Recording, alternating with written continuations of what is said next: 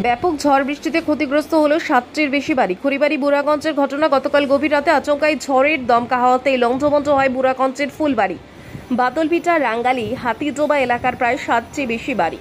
ঝড়ে ভেঙে পড়েছে একাধিক গাছ এবং হেলে গিয়েছে বৈদ্যুতিক খুঁটি, নষ্ট হয়েছে চাষের জমিও। ঝড়ের দাপটে উঠে গিয়েছে ঘরের ছাউনিও। সমস্যায় পড়েছে স্থানীয়রা। দ্রুত প্রশাসনের সহযোগিতার দাবি জানান ক্ষতিগ্রস্ত পরিবারের সদস্যরা। আজ খবর পেয়ে ঘটনাস্থলে পৌঁছায় শিলিগুড়ি মহকুমা পরিষদের কর্মাধ্যক্ষ কিশোরী মোহন সিংহ, ব্লক প্রশাসনের সহ স্থানীয় পঞ্চায়েত সদস্যরা।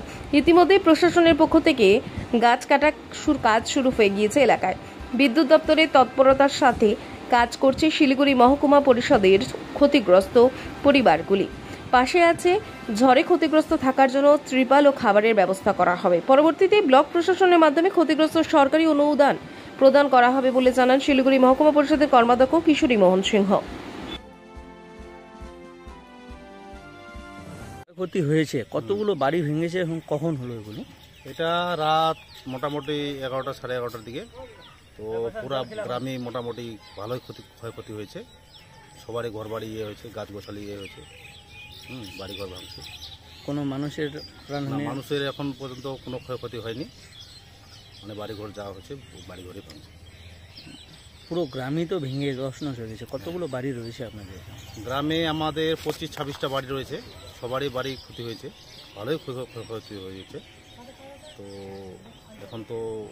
এখন অবধি আসেনি কেউ, পঞ্চায়েতরা আসছিল, দেখে গেল, আপনারা আসলেন। আমরা এই তো লাইনের তার বিদ্যুৎ পোল ভেঙে আছে, সব ছিঁড়ে ফেলে গেছে। দেখি কী করে। কি চাইছেন প্রশাসন?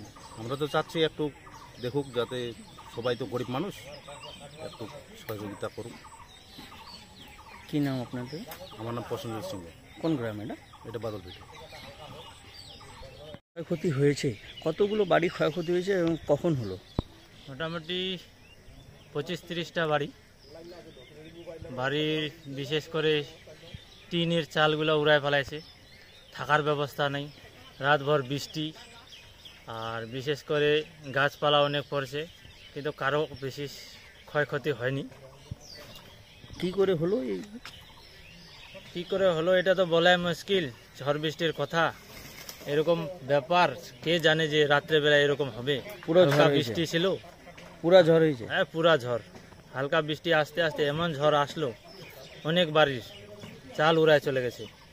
আর কিছু কিছু বাড়ি তো এরকম হয়ে গেছে, যারা দিন আনে দিন কামায়, তাদের এরকম ক্ষতি হয়ে গেছে যে বলাই মুশকিল, যারা যে কিভাবে ওই ক্ষতিপূরণটা পূরণ করবে।